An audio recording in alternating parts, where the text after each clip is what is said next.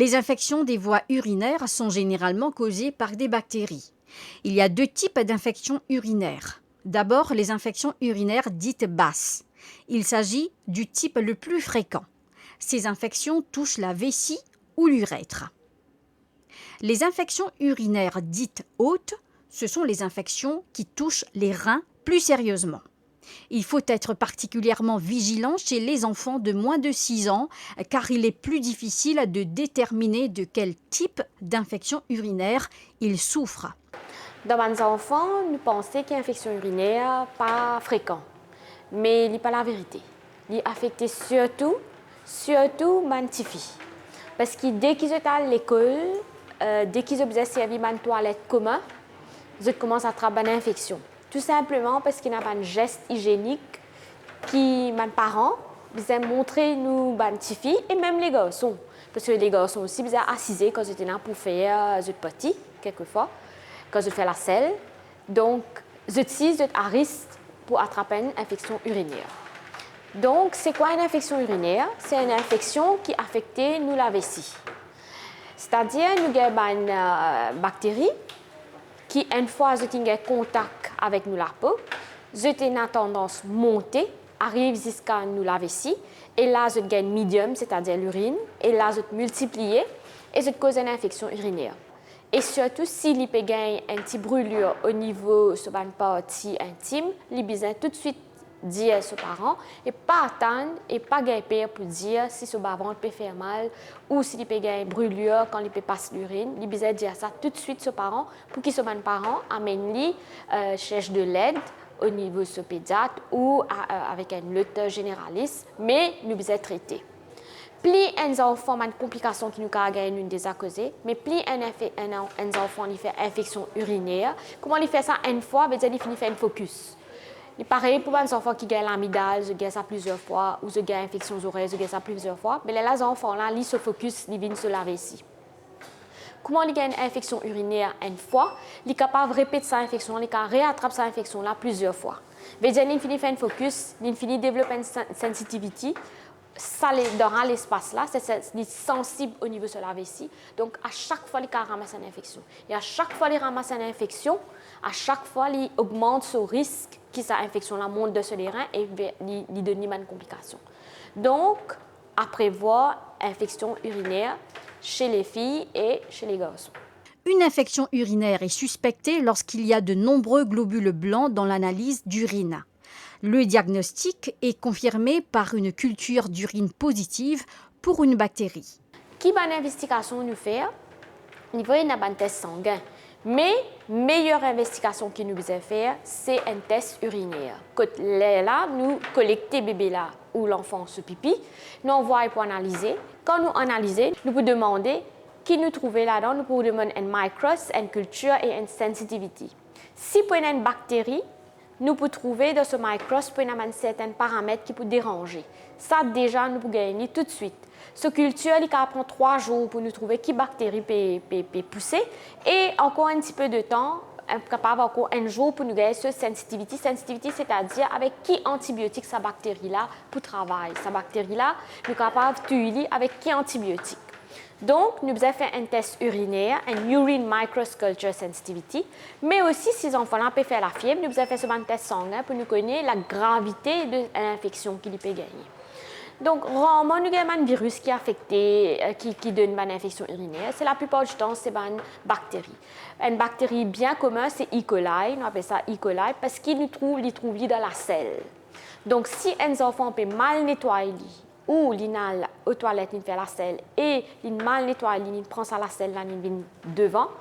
Donc, ce est capable d'une infection là, il monte, une infection ascendante, on appelle ça. Donc, l'infection là, il monte, il y a jusqu'à côté de la vessie. Si nous ne pas traitons, attend, il commence à faire la fièvre et nous continuons à laisser faire la fièvre et nous ne pas connaître qu'il y a une infection urinaire ou nous ne pas traiter du tout, l'infection là a monté à l'os des reins et là, il a fait une pylonéphrite. Vous pouvez trouver ces enfants-là pour venir pour dire qu'il est capable de faire la fièvre.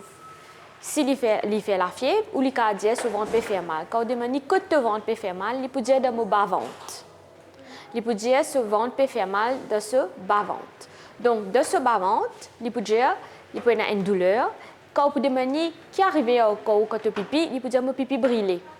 Quand il peut dire ce pipi brûlé, comment il dit sa phrase qui pipi peut brûler là, mon bas-ventre peut faire mal, ou vous avez fini connaître une infection urinaire qui te part, une infection. Ou pas besoin attendre que les enfants là fassent la fièvre pour aller un pédiatre. Ou vous avez fini à aller ce pédiatre, ou vous avez un médecin pour vous gagner un conseil qui peut arriver parce que vous pas attendre les enfants là la fièvre. Quand ils gagnent la fièvre, ils viennent un peu trop tard, veut dire ils désignent une infection urinaire là. OK? Donc ce que nous devons faire, nous devons expliquer nous aux enfants quand on gagne douleur ventre, explique-nous que le ventre peut faire mal, quand on gagne brûlure pendant qu'il peut faire pipi, bizarre gêne. À ce moment, comment nous dit il y a une complication si nous pas traitons une infection urinaire, il y a une complication qui peut arriver. Les enfants, comment ils font la fièvre avec une infection urinaire, nous devons traiter tout de suite. Si nous traitons bien, au bout de 24 heures à 48 heures de temps, les supposés, nous sommes capables de traiter cette infection et les pas supposés il y a des symptômes qui tiennent qui viennent. C'est-à-dire il y a des symptômes comme ce pipi qui peut brûler, ce bas-ventre qui peut faire mal, la fièvre, tout ça là, bien éliminé au bout de 24 à 48 heures. Dans 24 à 48 heures de temps, nous connaissons est-ce qu'ils enfants là peuvent améliorer ou pas. À ce temps, il y a une investigation qui nous besoin faire quand les enfants ont une infection urinaire. Si les enfants là ont un vomissement, veut dire nous ne sommes pas capables de nier par voie orale parce qu'ils peuvent vomir toute cette médecine. Les parents sont obligés à amener leurs enfants soit à la clinique, soit à l'hôpital parce qu'ils besoin admettre les enfants là pour donner ce antibiotique par une perfusion veineuse, ok, besoin donner par intraveineuse. Une fois les enfants là sur la fièvre et que ce brûlure au niveau quand il fait pipi, il finit passer au bout de 24 heures à 48 heures et une fois il commence à arrêter vomir. Nous sommes capables, au bout de 24 heures, d'arrêter de vomir. Nous sommes capables, les là, sans antibiotiques là, à la place de médecine intraveineuse, nous donner par voie orale. Mes enfants là, bien capables de prendre cette médecine. Si un enfant peut vomir, impossible pour donner des médicaments par voie orale. Et aussi pour l'hydratation, parce que nous disons qu'il besoin pipi. S'il peut vomir, nous besoin hydrater. Et quand nous faisons ce test sanguin, nous besoin guetter est-ce que les reins peut perfuser bien, est-ce que les reins peuvent fonctionner bien. Donc nous demandons un renal function test pour guetter ce l'urée, ce créatinine comment il était, s'il est déshydraté à cause du vomissement ou est-ce qu'il a besoin un peu plus d'hydratation. Donc à partir de ce test sanguin, nous pouvons décider combien d'hydratation nous besoin donner s'il est déshydraté à cause du vomissement. Mais aussi, nous avons donné des médicaments pour ce ventre faire mal. Donc, il y a plusieurs médicaments spasmolytiques pour ventre faire mal, pour aider, pour passer 24 heures en 48 heures, jusqu'à ce que les antibiotiques travaillent, jusqu'à qu'ils traitent cette infection urinaire là. Il est important de les traiter rapidement afin de prévenir une infection des reins qui pourrait leur causer des dommages permanents. Si nous ne pas traiter une infection urinaire, cette infection urinaire là, elle est capable soit comme on nous dit à 10 ans, il cause la fièvre et finalement, il monte dans les reins et il cause une pyelonephritis, comme on appelle, une pyélonéphrite. C'est-à-dire qu'elle a affecté les reins, nos kidneys. Donc, bien important que quand un enfant a une infection urinaire, nous devons traiter tout de suite. Si nous ne pas traiter, l'infection là, il monte dans les reins. Il monte de les reins, il cause, comment dire, nous appelle ça une cicatrice au niveau de les reins. Puis les reins là, il y a une insulte par cette infection là. Puis les reins là, il peut y avoir une cicatrice. Une cicatrice qui peut avoir une conséquence après. Si les reins sont affectés beaucoup, il peut faire l'hypertension et il peut jusqu'à dialyse, que les reins là, ils arrêtent de travail, ils faire dialyse.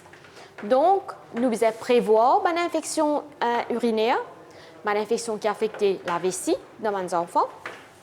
Et aussi, nous devons prendre une précaution basique. Avant d'aller à l'école même, quand nous commençons à servir une toilette commune, nous devons entraîner ce qui besoin faire et qui pas besoin faire. Et ils commencer à la maison. À la maison, nous devons commencer à entraîner ce quand nous allons pipi, surtout les filles, comment nous devons pipi. Si vous êtes capable, nous essayons de pas assise le ban vase là, ou carrément, si vous êtes trop petit, nous pouvons besoin acheter un petit siège pour vous, et un petit siège pliable qui est là maintenant, qui se met dans votre sac d'école, et vous avez un wipe qui peut capable essuyer la vase avant de mettre votre siège pour vous assiser. Quand nous expliquons aux enfants comment bien faire votre toilette, comment vous bien essuyer quand vous finissez de faire pipi, Vous êtes obligé d'essuyer. Ne pas quand faire pipi, sortir, lave la main, aller. Quand vous êtes fini de faire pipi, bien nettoyer. Avec un tissu, si vous pouvez nettoyer, ou avec un wipe. Donc, un petit bébé, nous nettoyons de l'arrière à devant. Nous ne pas supposés nettoyer de l'arrière à devant. Nous supposés nettoyer de l'avant pour aller vers l'arrière. Et un couteau essuyé, ou bien jette le tissu, ou soit ou bien jette wipe là. Ou pas qu'à resservir un wipe qui est une servie pour nettoyer un bébé. Ou pas qu'à faire ce mouvement là. Nous bien faire un mouvement de devant pour aller derrière, et après nous jette sa wipe là ou tissu là. Ce qui nous bien faire, nous bien explique nos enfants, surtout les petites filles, qui ne sont pas capables de faire autrement qu'assiser, surtout quand ils sont petits. Nous bien une petite toilette pour eux, qui nous met dans un sac, les pliables, les petits. Nous bien montrer comment nettoyer, c'est-à-dire nettoyer de l'avant-poil vers l'arrière. Si vous êtes dans pour tata, vous avez un choix, vous êtes capable d'assiser le siège là, mais le siège qui vous êtes apporté, c'est un siège mobile, c'est un petit siège qui nous mettait, nous cliquer tout sur la base. Et aussi, nous avons causé avec une enseignante aussi qui aide ces enfants là quand ils sont en classe pour aider pour une hygiène de base là, quand ils sont aux toilettes, surtout les petites filles. Donc, nous disons, et nous avons boire beaucoup de l'eau. Surtout dans l'hiver, nous ne pas boire beaucoup de l'eau. C'est-à-dire, nous disons qu'il y a une bactérie qui peut aller vers la vessie. Il pourrait rester là-bas.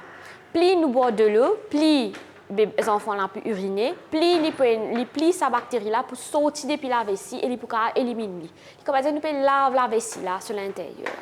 Donc, nous avons une bonne hydratation. Nous avons boire beaucoup de l'eau. Et il y a des affaires que nous sommes capables de prendre pour prévoir ou pour traiter même infection urinaire. Il y a cranberry juice. Donc, nous dire qu'il nous donne aux enfants cranberry juice quand il y a une infection urinaire ou qui se pipi peut brûler. Parce qu'il y a un antioxydant, il est bien bon pour traiter une infection urinaire. Bon, nous ne pouvons pas donner un good. Nous donnons capable un verre de cranberry juice par jour pour la prévention et aussi pour le traitement de infection urinaire. Il est très bon. Et il y a un bienfait dedans qui empêche cette infection-là, venir grave et aussi pour prévoir les infections urinaires. Donc, un petit verre par jour. L'infection urinaire peut survenir à tout âge, mais elle est plus fréquente avant l'âge de 6 ans. Elle touche davantage les filles, principalement parce que l'urètre féminin est plus court. Avant l'âge de 1 an, les infections urinaires sont toutefois plus fréquentes chez les garçons.